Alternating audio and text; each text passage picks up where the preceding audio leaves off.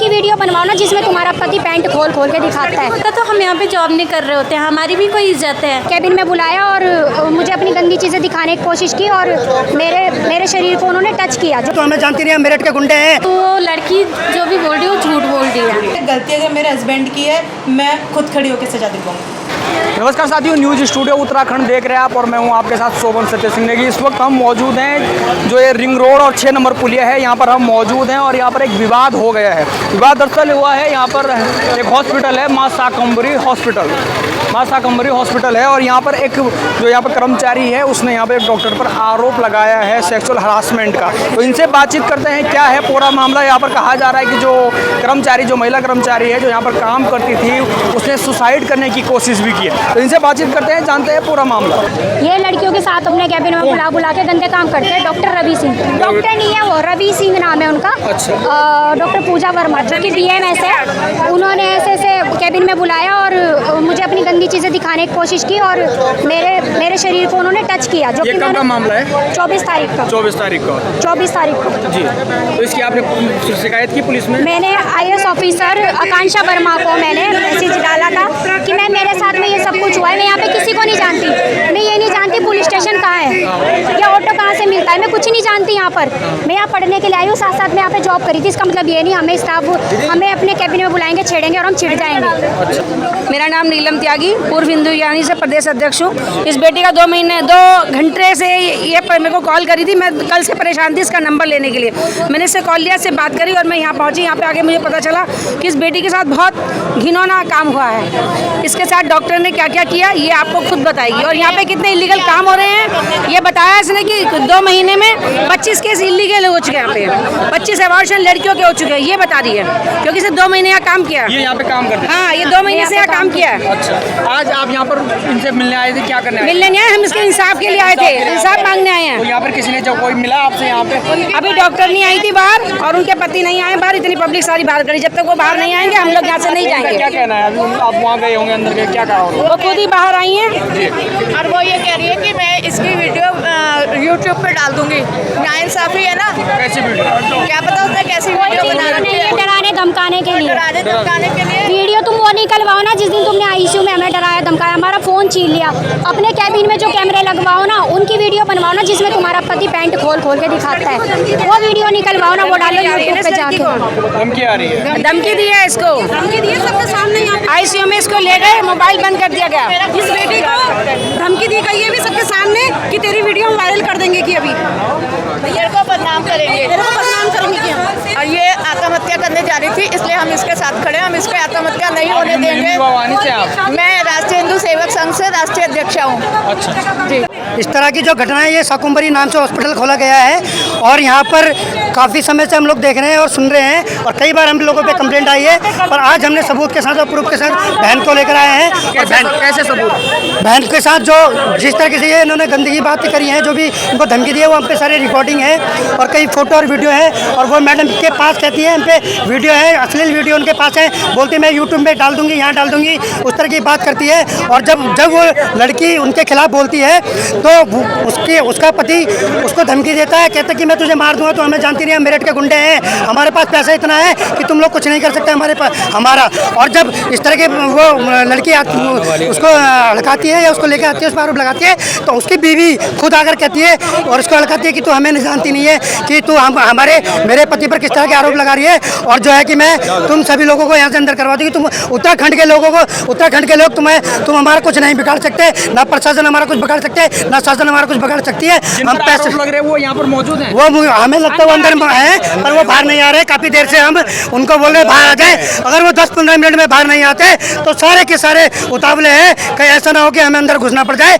इसलिए हम प्रशासन से कहते हैं वो अंदर आए और अपनी सफाइयाँ दे और अपनी माफ़ीनामा दे और माफ़ी मांगे, अन्यथा उन पर प्रशासन द्वारा कड़ी से कड़ी कार्रवाई होनी चाहिए। अभी आप देख रहे होंगे अभी परोला में किस तरह से हमारी बहन के साथ घटना घटी और प्रतिदिन इस तरह की घटनाएं घटी जा रही है और प्रशासन के कानों में जू नहीं रख रही है, शासन के कान में जू नहीं रख रही है। और अभी तक कोई भी इस तरह के उत्तराखंड में इस तरह के कुछ भी चीज़ों को बंद नहीं किया गया है और दिन प्रतिदिन इस तरह के कार्य किए जा रहे हैं और हम लोग इस कार्य को, इस तरह की चीज़ों को बिल्कुल भी बर्दाश्त नहीं करेंगे। अगर ऐसा होगा भारतीय हिंदू रक्षा वाहिनी हमेशा तट पर खड़ी रहेगी। किसी पे आरोप नहीं लगाना चाहिए जब तक आप बिल्कुल सही नहीं हो वहाँ पे भी उसने 1 ही महीना काम किया और यहाँ पे भी ज़्यादा टाइम नहीं हुआ उसको। मैम हर जगह जहाँ भी वो काम करती है वो ऐसी है। लेकिन मैम हमें कभी ऐसा गलत लगा नहीं, अगर हमें गलत लगता तो हम यहाँ पे जॉब नहीं कर रहे होते, हमारी भी कोई इज्जत है। हाँ मैम, अगर ऐसा कुछ होता तो आप स्टाफ से भी पूछते, कुछ भी वो करते। मैम पहले यहाँ पे तोड़फोड़ कर दी, इतना वो कर दिया, आप ही बताओ। स्टाफ से नहीं पूछा, किससे नहीं पूछा यहाँ पे? पूछा, ऐसी तोड़फोड़ कर दे रहे हैं। पहले बातें करनी चाहिए ना, उनसे भी बात होनी चाहिए, उससे भी बातें होनी चाहिए,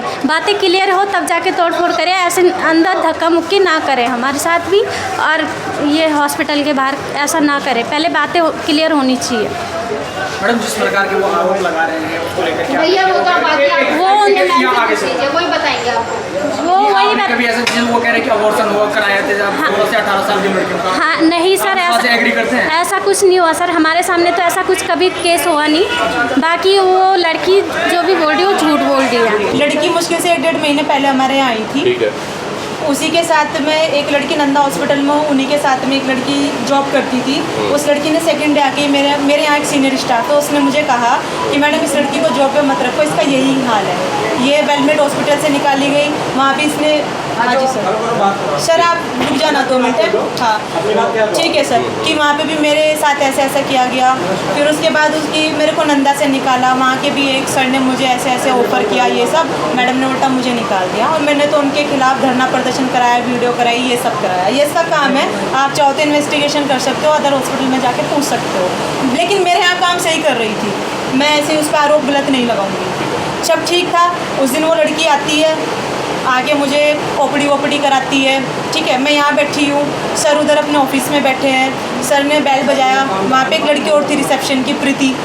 बेल बजाया, कोई पेपर मंगाया, वो पेपर देने जाती है। और पेपर देने के बाद वो नॉर्मली ये बात करती है जो मैं आपको शो करती हूँ। नॉर्मली सर मैं आपको शो करती हूँ। नॉर्मली एक और आरोप लगा रही होगी। सुनो सर, उसको रुक जाओ आप ना।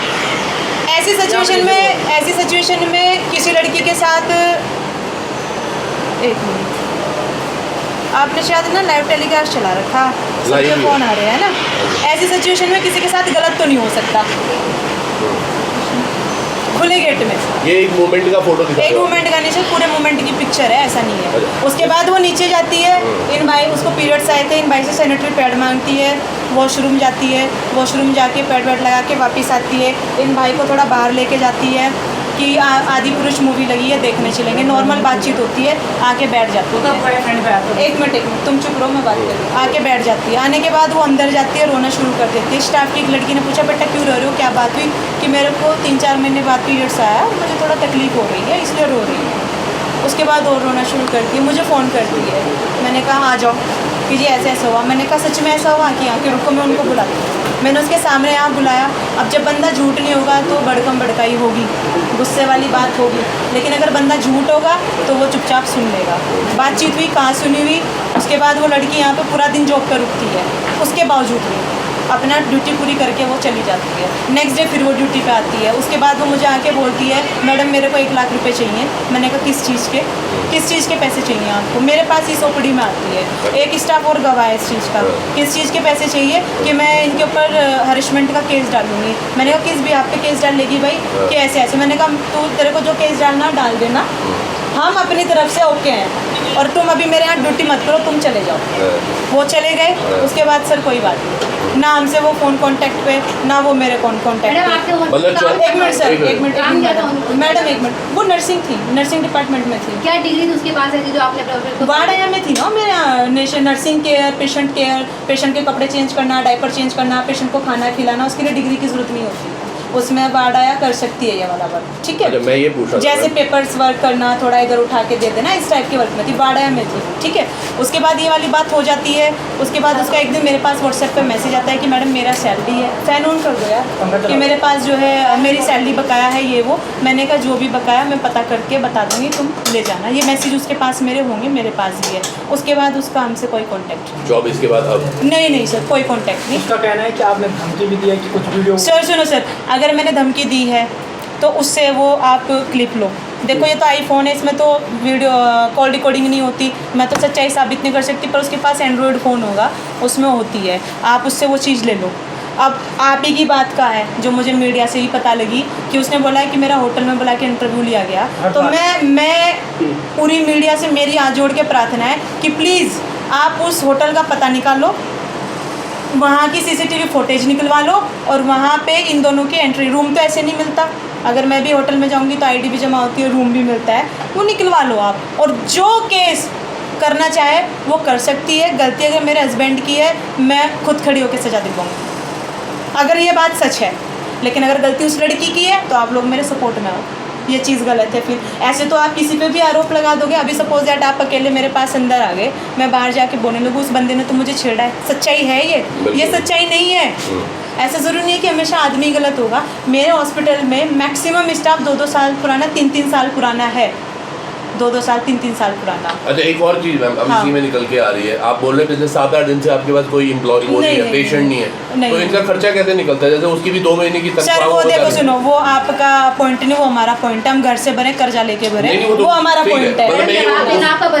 जब आपने आपको नहीं मैडम सुनो, उसने ये बोला है कि मुझे 2 महीने की तनख्वाह नहीं मिली, तो आपने घर से लेके नहीं। 1 मिनट, 2 महीने की उसने बोला, लेकिन हमारे यहाँ से 1 महीने की गई, 18-20 दिन की सैलरी बची है उसकी।